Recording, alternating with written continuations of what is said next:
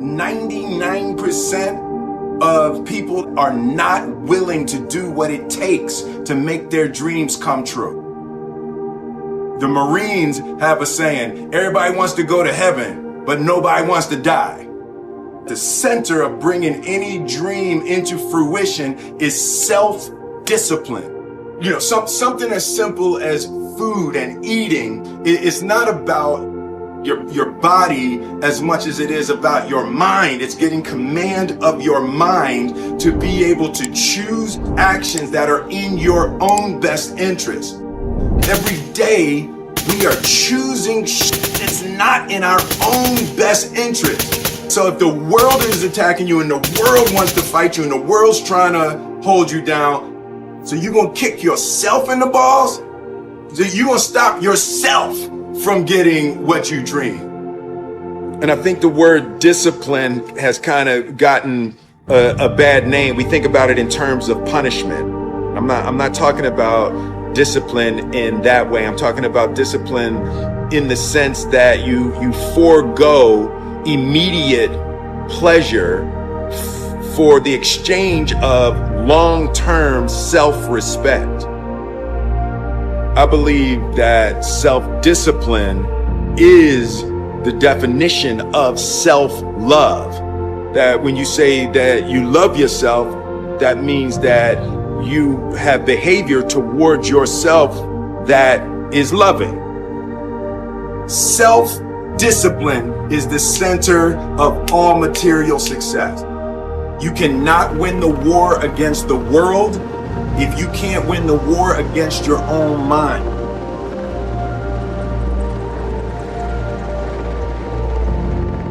Self-love is when you say to yourself, oh, man, look, I know you and that girl got a real connection. I know y'all vibe, but that's your girl's cousin. So I love you too much to let you do that. It's like you say to yourself, hey man, look, I know you want to eat that pizza and it'll be really good, you know, but I can't let you eat that, man, because if you eat that pizza, you're going to feel like shit, you know, and I love you too much to let you eat that. Self-love is, hey, look, I know you got a test on Monday, you know, and I know you really want to go out with your friends. It's Saturday night, you want to go out, but if you fail that test, you're not going to feel good about yourself. You know, I love you too much to let you go out tonight. Self-discipline is self-love. If you want to be happy, you have to love yourself, which means you have to discipline your behavior. The road to sustained happiness is through disciplining your behavior. We tend to base our self-esteem on what other people think. And that's not really self-esteem. Self-esteem is supposed to be how we feel about ourselves. And I was just saying how dangerous it is to allow other people to determine how you're going to feel about you. And it's kind of like looking into a broken mirror. You're going to look in a broken mirror and then change your face to try to look good in this defiled, busted, broken mirror. And it just, other people's opinions is a really way to determine how we feel about ourselves.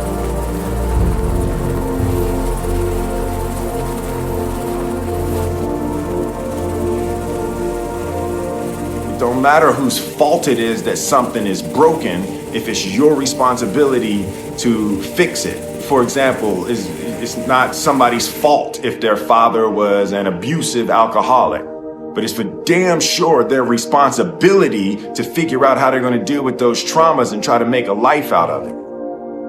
It's not your fault if your partner cheated and ruined your marriage, but it is for damn sure your responsibility to figure out how to take that pain and how to overcome that and build a happy life for yourself. Fault and responsibility do not go together. It sucks, but they don't. When something is somebody's fault, We want them to suffer. We want them punished. We want them to pay. And we want it to be their responsibility to fix it. But that's not how it works, especially when it's your heart. Your heart, your life, your happiness is your responsibility and your responsibility alone. As long as we're pointing the finger and stuck in whose fault something is, we're jammed and trapped into victim mode. When you're in victim mode, you are stuck in suffering. The road to power is in taking responsibility.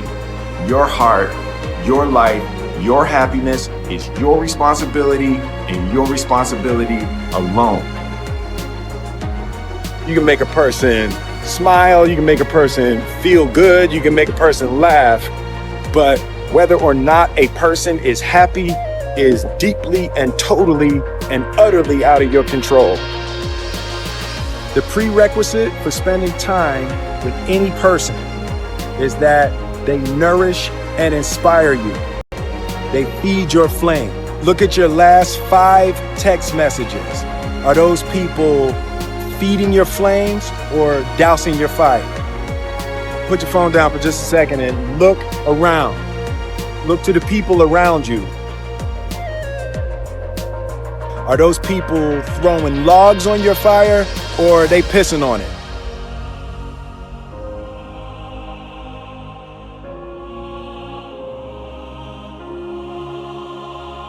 I want my life, I want my work, my family, I want it to mean something. And it's like, if you are not making someone else's life better, then you're wasting your time.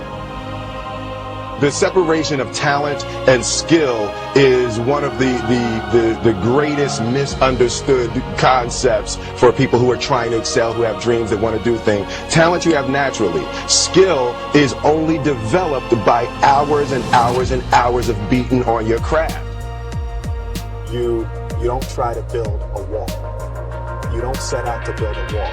You don't say, I'm going to build the biggest, baddest, greatest wall that's ever been built. You don't start there. You say, I'm going to lay this brick as perfectly as a brick can be laid. There will not be one brick on the face of the earth that can be laid better than this brick that I'm going to lay in this next 10 minutes. And you do that every single day, and soon you have a wall.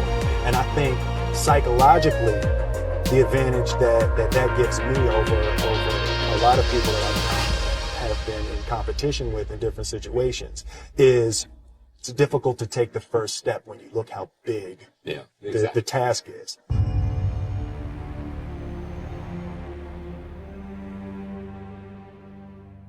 The definition of who I am is very clear to me, and it also redefines who I want to be, in that I know for a fact that I'm stronger than I thought I was. You know, you can't help but ask yourself the question, what would I do if I was in Muhammad Ali's shoes?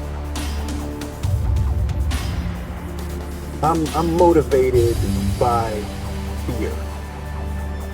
I hate being scared to do something. And I think what developed in my early days was the attitude that I started attacking things that I was scared of. Why were you scared in your bed the night before? What do you need that fear for? Just don't go. Why are you scared in your bed 16 hours before you jump? Why are you scared in the car?